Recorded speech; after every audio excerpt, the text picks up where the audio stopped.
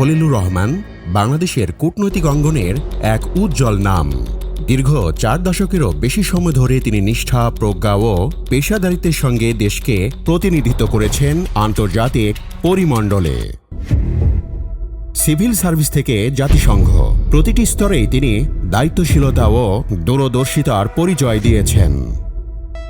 জাতিসংঘ সাধারণ পরিষদ বা ইউএনজি এর ৮১তম অধিবেশনের সভাপতি নির্বাচিত হয়েছেন বাংলাদেশের এই পররাষ্ট্রমন্ত্রী খলিলুর রহমান। জাতিসংঘের ১৯৩ সদস্য বিশিষ্ট সাধারণ পরিষদের সভাপতির পদে নির্বাচিত হওয়া বাংলাদেশের জন্য একটি গুরুত্বপূর্ণ কূটনৈতিক অর্জন হিসেবে বিবেচিত হচ্ছে। নির্বাচনের আগে খলিলুর রহমান দায়িত্ব পালন করেন ডক্টর মোহাম্মদ ইউনূসের নেতৃত্বাধীন অন্তর্বর্তীকালীন সরকারের জাতীয় নিরাপত্তা উপদেষ্টা হিসেবে। মোহাম্মদ ইউনূসের নেতৃত্বাধীন অন্তর্বর্তীকালীন সরকারের নিরাপত্তা উপদেষ্টা এবং প্রধান উপদেষ্টার রোহিঙ্গা সমস্যা বিষয়ক হাই রিপ্রেজেন্টেটিভ হিসেবে দায়িত্ব পালন করেন। নির্বাচিত সরকার গঠনের পর সেই অন্তর্বর্তী প্রশাসন বিলুপ্ত হলেও নতুন সরকারের মন্ত্রিসভায় অন্তর্ভুক্ত হন তিনি। বিএনপির ভারপ্রাপ্ত চেয়ারম্যান তারেক রহমানের মন্ত্রিসভায় তাকে টেকনোক্রেট কোটায় নেওয়া হয়। খলিলুর রহমানকে প্রথমে বিগত অন্তর্বর্তী সরকারের উপদেষ্টার মর্যাদায় রোহিঙ্গা বিষয়ক হাই রিপ্রেজেন্টেটিভ করা হয়েছিল। সেই পদে থাকা অবস্থায় তার বিভিন্ন কর্মকাণ্ড নিয়ে বিএনপি সমালোচনা করেছিল। সে সময় দলটি খলিলুর রহমানের নাগরিকত্ব নিয়েও প্রশ্ন তুলেছিলেন বিএনপির কোনো নেতা।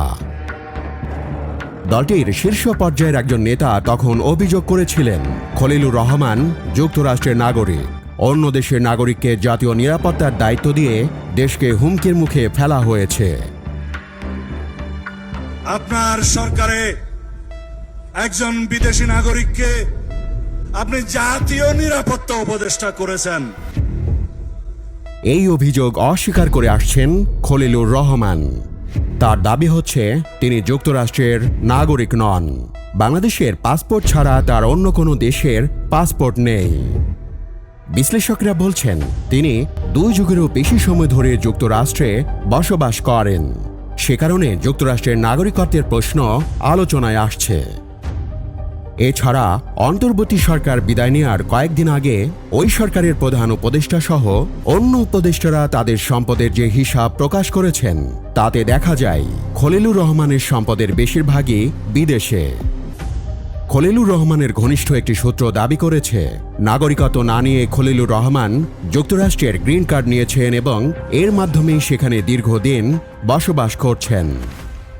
প্রসঙ্গত, গ্রিন কার্ডের মাধ্যমে যুক্তরাষ্ট্র বিভিন্ন আয়ের স্তরের অভিবাসীদের সেদেশে স্থায়ীভাবে বসবাস ও কাজ করার অনুমতি দেয়। গ্রিন কার্ডধারীরা সাধারণত 5 বছর পর নাগরিকত্বের জন্য যোগ্য হয়ে ওঠেন।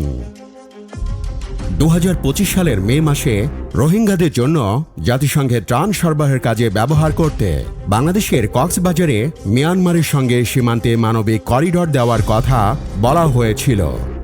এ নিয়ে সে সময় খলিলুর রহমান ও অন্তর্বর্তীকালীন সরকার ব্যাপক সমালোচনার মুখে পড়েছিল।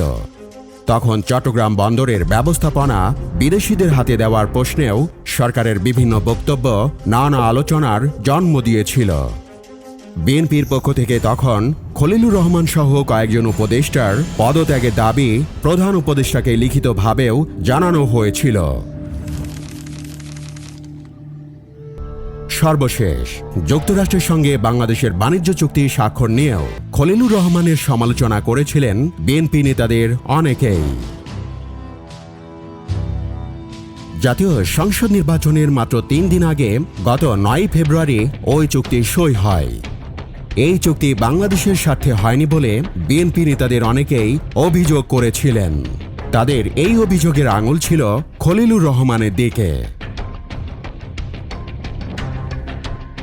রাজনৈতিক বিশ্লেষকেরা বলছেন যে ব্যক্তি সম্পর্কে বিএনপি নেতাদের একটা নেতিবাচক মনোভাব প্রকাশ পেয়েছে এতদিন, তিনি এখন দলটির সরকারের গুরুত্বপূর্ণ পররাষ্ট্র মন্ত্রণালয়ের মন্ত্রী। তবে দলটির নীতি নির্ধারণী পর্যায়ের একাধিক নেতা অনানুষ্ঠানিক আলাপে বলেছেন কূটনীতিতে খলিলুর রহমানের পেশাদারিত্ব আছে। বর্তমান ভূ রাজনীতিতে শক্তিশালী দেশ যুক্তরাষ্ট্র, চীন এবং প্রতিবেশী ভারতের যে অবস্থান, সেখানে বাংলাদেশের ভারসাম্য রক্ষা করে চলার ক্ষেত্রে পেশাদার ও দক্ষ পররাষ্ট্রমন্ত্রী প্রয়োজন। তাকে সরকারে নেওয়ার ক্ষেত্রে সেটি বিবেচনায় এসেছে বলে তারা মনে করেন। ডক্টর খলিলুর রহমান 2026 সালের ফেব্রুয়ারি থেকে বাংলাদেশের পররাষ্ট্রমন্ত্রী হিসেবে দায়িত্ব পালন করে আসছেন। ডক্টর খলিলুর রহমান 1954 সালের 1 এপ্রিল ঢাকার নবাবগঞ্জ উপজেলার কাইলাইল ইউনিয়নের পাড়া গ্রামে জন্মগ্রহণ করেন। ইনি রেসিডেন্সিয়াল মডেল কলেজ থেকে ইন্টারমিডিয়েট পরীক্ষা শেষ করেন এবং ঢাকা বিশ্ববিদ্যালয় থেকে অর্থনীতিতে স্নাতক ডিগ্রি অর্জন করেন। খলিলুর রহমান 1977 সালে বিসিএস পরীক্ষায় প্রথম স্থান অর্জন করেন এবং একই বছর ঢাকা বিশ্ববিদ্যালয়ের অর্থনীতিতে এমএ পরীক্ষায় প্রথম শ্রেণীতে প্রথম হন। 1979 সালে বাংলাদেশ সিভিল সার্ভিস পররাষ্ট্র ক্যাডারে যোগদানের মধ্য দিয়ে তার কর্মজীবন শুরু করেন। 1980 থেকে 1983 সালে তিনি যুক্তরাষ্ট্রের টাফটস বিশ্ববিদ্যালয় ও হার্ভার্ড বিশ্ববিদ্যালয়ে অধ্যয়ন করেন। সেখানে তিনি আইন ও কূটনীতিতে এমএ এবং অর্থনীতিতে পিএইচডি ডিগ্রি অর্জন করেন। তার কর্মজীবনের শুরুতে দক্ষিণ এশিয়া বিভাগ এবং পররাষ্ট্রমন্ত্রীর ব্যক্তিগত সচিব হিসেবে দায়িত্ব পালন করেন। 1985 সালে ইনি জাতিসংঘে বাংলাদেশের স্থায়ী মিশনে যোগ দেন এবং সেখানে তিনি জাতিসংঘ সাধারণ পরিষদের আর্থিক কমিটিতে বাংলাদেশের প্রতিনিধিত্ব করেন এবং স্বল্পোন্নত দেশগুলোর মুখপাত্র হিসেবে দায়িত্ব পালন করেন। 1991 সালে ইনি জেনেভায় জাতিসংঘের বাণিজ্য ও উন্নয়ন সম্মেলনে বিশেষ উপদেষ্টা হিসেবে যোগ দেন। জাতিসংঘে দীর্ঘ 25 বছরের কর্মজীবনে তিনি অর্থনীতি, বাণিজ্য ও উন্নয়ন সংক্রান্ত বিভিন্ন গুরুত্বপূর্ণ পদে দায়িত্ব পালন করেন। ডক্টর খলিলুর রহমান জাতিসংঘের বিভিন্ন গুরুত্বপূর্ণ প্রতিবেদন এবং ফ্ল্যাগশিপ প্রকাশনার প্রধান রচয়িতা ছিলেন। ইনি 2001 সালে ব্রাসেলস সম্মেলনে স্বল্পোন্নত দেশগুলোর কর্মসূচি পরিকল্পনার খসড়া তৈরিতে নেতৃত্ব দেন। Doctor Khalilur Rahman east west বিশ্ববিদ্যালয়ের অন্যতম প্রতিষ্ঠাতা এবং বর্তমানে ট্রাস্টি বোর্ডের সদস্য। এছাড়া ইনি 2001 সালে তত্ত্বাবধায়ক সরকারের প্রধান উপদেষ্টা বিচারপতি লতিফুর রহমানের একান্ত সচিব হিসেবে দায়িত্ব পালন করেন। 2026 সালের 2রা জুন খলিলুর রহমান জাতিসংঘ সাধারণ পরিষদ বা ইউএনজি এর 81তম অধিবেশনের সভাপতি নির্বাচিত হন।